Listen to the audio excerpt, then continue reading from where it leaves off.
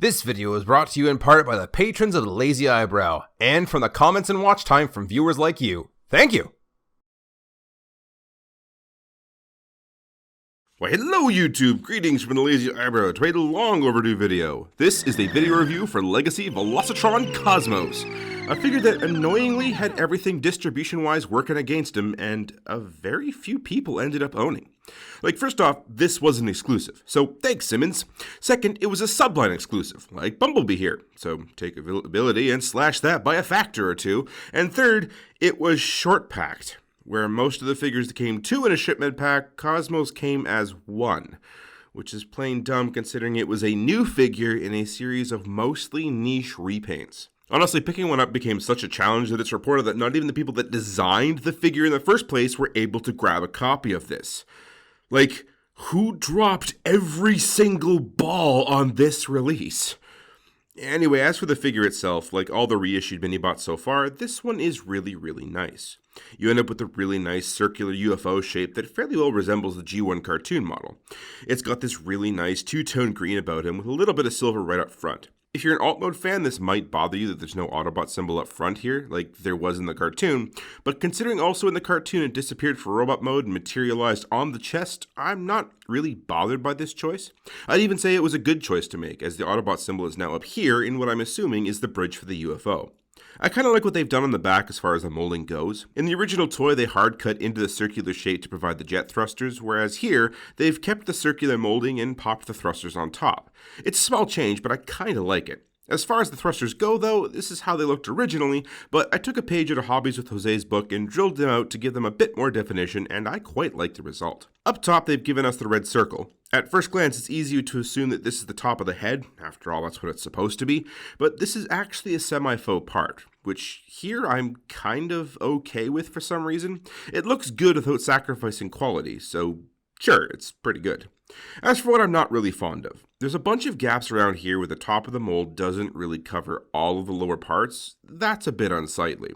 I would have liked there to be yellow stripes here. They're molded in, but they're not painted. This is an easy fix though, all things considered. Just a bit of paint or even some vinyl stickers and off we go. The worst part of it all though, there's no real way to plug on a flight stand at the bottom. There's ways around it, of course. You can plug it into any of the 5mm ports found on the side, or the 5mm on the 3mm found at the back. I'm just surprised they didn't engineer the bottom of the figure to have it is all.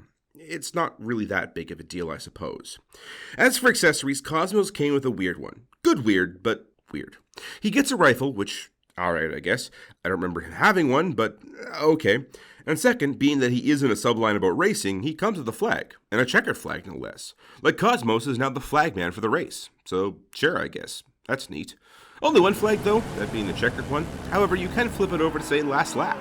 But honestly, it's not hard to reverse engineer this and print like a green flag for starting a race, or a yellow flag if it needs caution, or a red flag to stop things.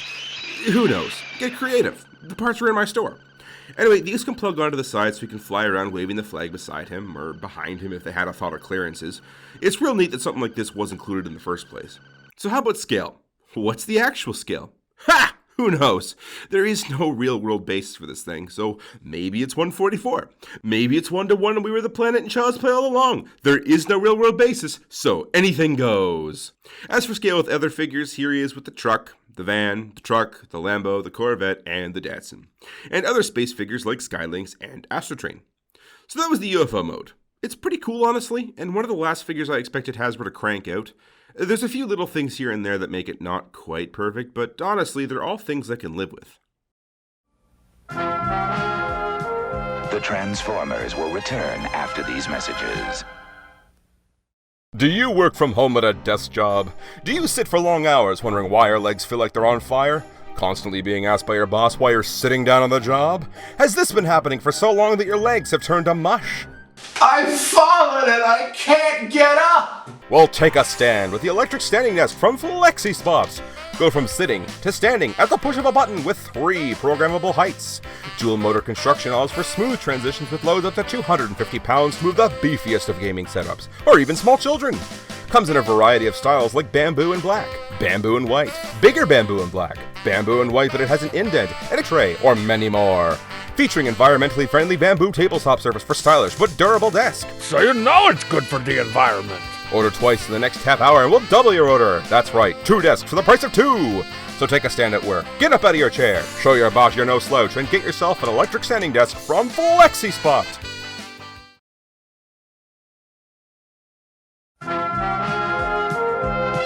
We now return to the Transformers. So on to transformation. To start, pull the arms away from the rest of the ship.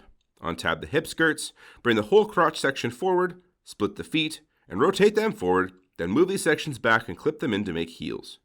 On the back, pull out this whole section and rotate it around in this armature. Fold in this flap at the back, then rotate all of it in until it pegs into the back of the torso. Bring down these shoulder sections to lock the torso all together, pull out the hands, and finally flip around the head plate. And you're done! And this Cosmos is a thing of beauty. Like, in my opinion, they've really nailed the look of the squat spacefaring Autobot.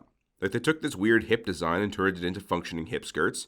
The feet are properly round, and the legs do this tune thing where they start out wide and get narrower at the top, and I think it looks really good. The arms are made out of round bits of the spaceship without looking like it's hindered by it like the Titan's Return variant just felt like half the time, while still pulling off the G1 cartoon detail. I mean, I wish these things were a brighter yellow just to pop, but hey, they're here at all, and showing themselves off brilliantly at that. I like all the chest detail and the trash can belly. The head sculpt too is just great. It's very Cosmos, it is very well defined, and as mentioned before, this is a semi-faux part. Semi in the sense that it actually is where it's supposed to be, just on the wrong side. Much like MP44's chest window when you flip him inside out. I think it sorta works.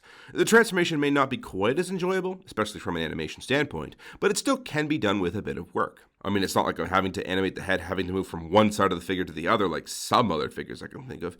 And the benefit of this design is that the head is fully functional. It looks great, and the vehicle isn't left with a head gap. You know, like all the Masterpiece attempts had to deal with. Normally I'd be all over this for trying to fake it, but today I'm not, and I can't explain why. Like, what is this consistency concept you speak of? It's not all perfect, unfortunately, as there's this rack of kibble that they evidently didn't know what to do with, which is sort of unfortunate. Like, from a design perspective, I find this really, really well done for a Cosmos. Evidently, when this was first announced, it was rumored that this figure was a heavy, heavy redesign of Warpath, and, like, I'm just not seeing it. So much of this figure is new and excellent, and, like, there are small cues here and there. I guess that it could loosely be inspired of this design, but if it is, I'm really not seeing it. Anyway, as for accessories, again, he comes with a rifle. I much rather the knuckle guns. They just feel like they suit the character much more somehow. However, he also comes, again, with the flag. This was topical for the Velocitron line, checkered flag to end the race, but only on one side, so at least you can signal last lap or surrender to the enemy as well. As for articulation, the head is on a really expressive ball joint, hampered only by the fact that the base of the head is so wide, but even then, with how recessed the neck joint is in the first place, it's barely even an issue. The shoulders are pinned in place on these armatures that lock into the torso, but unfortunately they're really, really loose, especially on that right arm. Fixing this wasn't terribly difficult, but it's not something the average user would be comfortable doing, I'm sure, and that being removing the pin, applying some UV resin to the joint, curing it, and reassembling the joint. It works great now. In fact, it might even be considered a little too tight, but hey, it's a lot better than the Flopatron it used to be. Elbows bend at 90 degrees. No wrist bend, but I'm not terribly bothered by that. You do, however, get a waist swivel and a universal hip joint, so that's pretty great. 90-degree knee bend and a mediocre ankle pivot, but an ankle pivot nonetheless. As for size comparison, here's the truck, the van, the truck, the Corvette, the Lamborghini, and the Datsun. Here's some of the modern Minibot releases, and as for other spacefarers, here's Astrotrain and Skylynx. So that was Cosmos, and well, I think he's great. Some areas, of course, where he could be a little better, but in general, he's a fantastic little robot, which doesn't really come as a surprise to me, as all the Minibot redos lately have just been knocking it out of the park, and I'm really glad they've been getting their time to shine. It's sort of fun to see what they can do with these figures when they have a bigger budget than just Legends class. It really is such a pity, though, about how they decided to go about the whole release. Like, the only way I was able to get this was through pre-ordering through Walmart Canada the day it went up, and even then, I started with Walmart US, as Canada is typically unreliable, and doing so, the figure sold out within minutes of the pre-order going up. Hasbro Pulse had a limited run that sold out instantly, and getting it anywhere else has been an ordeal to itself. The only way I could have seen this being any worse was if this happened to have been a Wave 3 Velocitron line and that had been cancelled outright by Walmart like Toy Colored Rodimus was, which makes me wonder what's going to happen to that figure, considering a lot of those were already made. Anyway, this all begs the question, is this worth hunting down? Obviously not at 5 times the cost like you see them on eBay going for, because for that price, you're probably just better off grabbing Ocular Max Omni or one of the other third-party Masterpiece Cosmos figures that are that price. Because I don't really find that size matters with this figure too much, given all the mass shifting and the fact that Autobots ride in Cosmos all the time. But even if it did matter to you, the size of the robot isn't really all that much different in the first place.